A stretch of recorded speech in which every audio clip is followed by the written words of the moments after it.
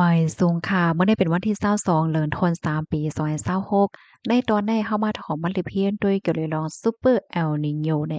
เดจังเฮ็ดให้ปีในปีหน้าในเตอฮ้อนไหม้มาในค่ะนะลูกลมฟ้ากำผากเมืองก้นเฮาค่ะในได้เป็นหือกว่าติๆก่อมหัวค่ะเนาะพี่น้องเฮาค่ะอันเฮาค่ะหลีฮู้เลยหลีฟางในเกาะอะโลยมันนำแห้งน่ะอาลาจังได๋ค่ะนะก้อยก็ว่าอย่าไปแน่ตกใจค่ะเฮาค่ะมาถอมด้วยลองตั้งไล่โหย่อยแย่มันกว่าค่ะเนาะเมื่อวันที่21เดือนธันวาคมที่3ปี2026ในมีข่าวงาออกมาว่า ผู้ค้นคว้าเลเพียนฝ่ายฟิงฟ้าราศีไล่ออกมาลาดว่าพรตุ้มยอนอันลูกมาดีเปิงเป็นซูเปอร์เอลนิโญในปอกกำใน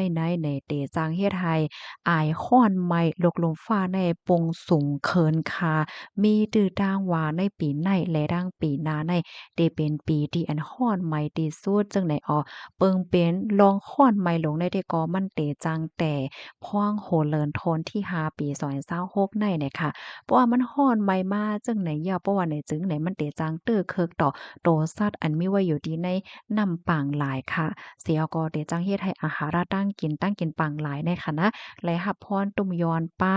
โครงการโครงงานอันเฮ็ดเกี่ยวกับเลยลองตั้งกินปังหลายและจังไหนก็จังไลรับพรตุ่มยอนป้าหรือสินั้นก็จังเตื้อเคิกป้าป้ายมักมีหลายๆเมืองที่ในอาเซียนว่าจังไหนลูกกวนเหย้าในกำในเฮาคาซ้ำมารับถอมด้วยกว่าค่ะว่า มันเตียจังตึกเคิกในตอนไหลเที่ยงหลายๆเนี่ยเนาะที่หนึ่งค่ะเกี่ยวกับเลยลองฝนและตั้งนำในอิงเนอร์เปิงเป็นซูเปอร์แอลนิโญในเสมันเตจังเฮ็ดให้ฝนในลดยอมลงแต่เลยว่าฝนอ่ำน้ำฝนอ่ำเลิงในน้ำอันมีไว้อยู่ดีเปิ้นตีสภาวะอำว่าที่เป็น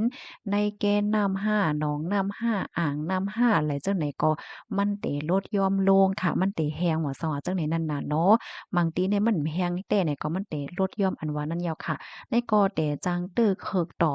การใจตื้อเพราะว่าจัดปานก้นหวานก้นเมืองกว้มก้าในอันเป็นโครงการโรงงานอันโหลนนำใจตื้อนำนับและจังได๋ก็ไหลรับพรตื้อเคิกตุ่มยอนป้าเนี่ยค่ะ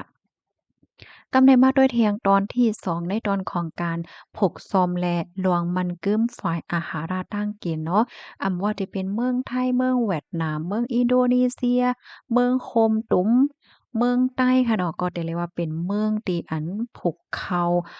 ผกหมอกหมากฮากโคได้เรียกว่าผกซอมน้ำจังได๋นั่นน่ะเนาะอันนี้ก็จังไลรับพรตุ้มยอนแฮงเหมือนกันค่ะเอามานังว่าการผกซ้อมบางทีบางไหลในมันอ่ำเมินหนังใจห้า พกอำป้อไล่น้ำห้าในเนาะอาทิกาเปิงลงมันได้แต่ก็เขาว่าออยว่ายอก็ตั้งกินหมอกมาคาโคแทงต่างเจอต่างเปิงค่ะเพราะว่าหมอกมาคาโคที่เฮาคาพกมานั่นมันอำป้อออกน้ำเพราะว่าไหนจึงไหนมันก็เตจังเฮ็ดให้มีอำเป้งป้อขันมันก็เพิ่นเฮ็ดไหนนะตอนตาก้นที่อันซื้อกินข้าวห้าตั้งกินตั้งยามไหนได้ก็แต่จังเลยซื้อกามาในนั้นยาวค่ะ กำเนิดมาด้วยเทียงตอนที่3ค่ะลวงข้องคำเกี่ยวกับเลยลองไฟป่าและไอก้องไอากว้าน PM 2.5อิงเนอฟิงฟ้าได้มันร้อนไหมมันแห้งแล้งแห้งจั่งซี้มันก็มีตื้อต่างอันที่เตจังเฮ็ดให้เป็นไฟไหม้ป่าไล่ง่ายค่ะเพราะว่าไฟไหม้ป่าย่อมใจค่ะมันก็ส่ำเตเฮ็ดให้มีมาไอก้องไอากว้าน PM 2.5ในเคียงจั่งใดPM 2.5ในตึกเคิกป้าอยู่เลยเคียงค่ะนะพี่น้องเฮาค่ะเนาะ กำในมาเทียงที่สี่ค่ะลวงเข่งต้าหลงปะวนด้วยข้อที่สี่เนี่ยก็วนนำคำใจเหมือนกันเนาะพี่น้องเฮาค่ะเพราะว่ามันร้อนไม่แห้งน่ะอาลาย่ำใจหาคนเฮาค่ะเนี่ยก็เตปึงอิงพัดลมว่าบางเคินมีไว้แอร์ก่อนเนี่ยก็เตเลยว่ากามลีเนาะเปิดแอร์จังเนี่ยก้อยกาว่าเพราะว่าแห้งทาดมีอ่ำกลมทนเป้งป้อน้ำมันอ่ำน้ำมันกาว่าจังหวะจังไหนก็ส่ำเลยค่ะพรตุ่มยอนป้าเที่ยงให้เนี่ยเนาะ เพราะว่ามันกาอยู่ๆเดะก็ยังแค้นอยู่ค่ะนะตอนตาบางทีบางเฮิรนจังเนี่ยเนาะก็น่าว่าสังเจิ้นหนังว่าแห้งทานในมันมีอ่ำกุ่มทนเป้งป้อเนี่ยก็เป็นรองเข็งต้าลงแทงอันหนึ่งเหมือนกันให้เนี่ยนะจังหนังที่เฮาคาโฮกันเมื่อเหลียวในปังตึกเนี่ยก็เป็นว่าอยู่ที่ตั้งปอดวันออกกลางค่ะเนาะน้ำมันอันที่เฮาคาใช้ตื้อกันอยู่กำปานดำในซ้ ลูกดี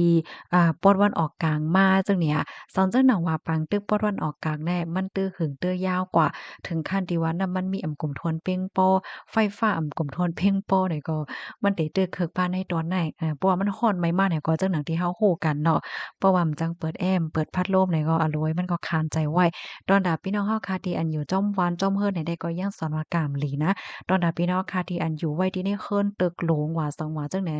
เนี่ยในคันนี้เนาะเพราะมันร้อนไหมมันก็ไหม้แรงจังไหนนั่นน่ะนะ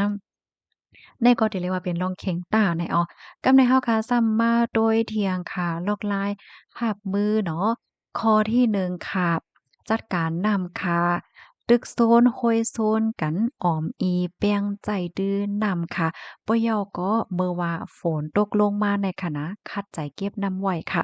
เนาะมันจังหนังพี่น้องค่ะมีไว้น้ำเต้าห้ามีไว้ปงห้ามีไว้อีสังก็มั่วนะคัดใจตุ้งน้ำฝนไว้จังไหนอ้อ ตุ้งไว้แลนำกาหือก็หลีกันนั่นเนาะเขาก็เอาไว้ใจดื้อเมื่อวานนำมีกลุ่มทนเป้งป้อว่าสังว่าเจ้าในค่ะเนาะการที่เฮาค่ะวิริยาและหางเฮียนไว้เจมไก่เนี่ยมันก็หลีหนาเนาะตอนดาพี่น้องเฮาค่ะที่อันผูกซ้อมเนี่ยก็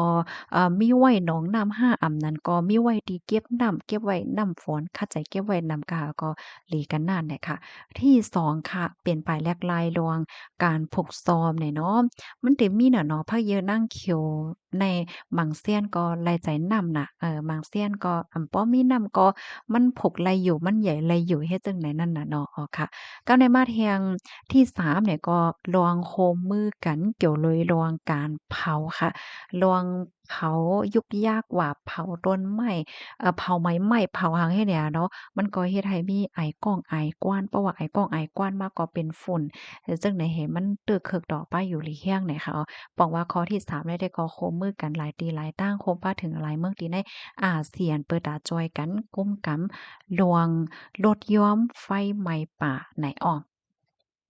กำในมาแทงตอนที่4ค่ะปักตาด้วยลองป้ายอยู่หลีตัวเจ้าเกาะห้างไผมันค่ะเพราะว่ามันร้อนไม้แห้งน่ะอาลายาวเนี่ยจึงมันเดจังเฮ็ดให้เฮาค่ะนั้นเป็นตั้งเป็นลมแหลดห้าตั้งเป็นหลายเจ้อหลายเปิงอันมาจอมข้าวร้อนข้าวไหม้เนี่ยค่ะกำนันไรเฮาค่ะในก็โลไลใส่ใจลุ่มลาดด้วยถึงป้ายอยู่หลีเฮาค่ะเหมือนจังหนังใกล้ๆกินน้ำปันคะเนาะเนึงวันได้กินหม้อ6-8กอกแหละเจ้าเนี่ยเนาะ กินอาหาระตั้งกินที่อันมันสุกอันหมดสายเนี่ยเนาะการที่เฮาคากินอาหาระตั้งกินที่มันสุกที่มันหมดมันสายที่อันไว้เหิงว่าสังว่าจังไหนแน่มันเป็นลองตีหลีเฮ็ดไหนคะอ๋อตั้งกินข้าวฮ้อนข้าวไหมแน่มันแค่มีที่ปองก็หมายจังไหนคะได้เป้าเหมือนนังว่าเฮาคาเฮ็ดพักไว้กลางในมันใจห่าเฮาคาซ้ำเอาไว้ตั้งนอกห่อมแล้วเอาไว้ในตู้เย็นน่ะมันร้อนไหมแห้งน่ะอาลามันเฮ็ดให้ผักเฮาในมันเจียวเหม็นเจียวหลีเอาจังเนี่ยเพราะว่าเฮาคากว่ากินหญ้า ผักที่มันเหม็นโทรมเหย้าไหนมันเตจังเฮ็ดให้ตึกคึกดอกไปอยู่หลีเฮาข้อที่2นี่ก็หาไลไว้นักโดยปาลองอาหาราตั้งกินเนี่ยข้อที่3ค่ะเมื่อว่าเฮาคาดดีกว่าตั้งนอกว่าใต้มื้อเด้อเนี่ยก็ตื้อปันหมากโขกังจองตื้อโกบเนี่ยค่ะที่4เนี่ยก็บ่พ้องตีแหลดแห้งไหมน่ะอาล้านได้เพราะว่าเฮาคามีอะโลตั้งกาอะโลตั้งกว่านั้นก็นาการอันหนึ่งลองโลเฮ็ดเนี่ยได้ก็คัดใจอยู่ไว้ดีในหอในเคินในโคมในกอเตลีค่ะ ข้อที่5เนี่ยก็นุ่งปันเสื้อปอดเนี่ยเนาะเหมือนหนังว่าเสื้อที่มันบางๆที่เปิ้นนุ่งข้าวฮ้อนข้าวไหม้นั่นน่ะค่ะอันนี้ก็ได้จอยลดหย่อมไหลลองตั้งฮ้อนตั้งไหม้ไหลอยู่ในข้อมูลตอนในค่ะเลยปึงเองเอามาที่ห้องการข่าว CNN ห้องการข่าว Independent แล้วก็ห้องการข่าวGista นะคะเนาะต่างไว้ในพี่น้องคะรับถอมยอหันถึงซึ่งหือพวงนะคะเนาะก็ปันตาหันถึงมาเลยค่ะนังเฮอพี่น้องค่ะเขาซัมบ่ได้จังเลยรับพูดแลหางเฮียนโตตั้นรับมือหางไผหางมันนั่นก็จอยกันสืบเพิ่นแพ่แชร์กว่าใส่กล้ามในค่ะเนาะยินจมเย็นนำค่ะออกมาส่งค่ะ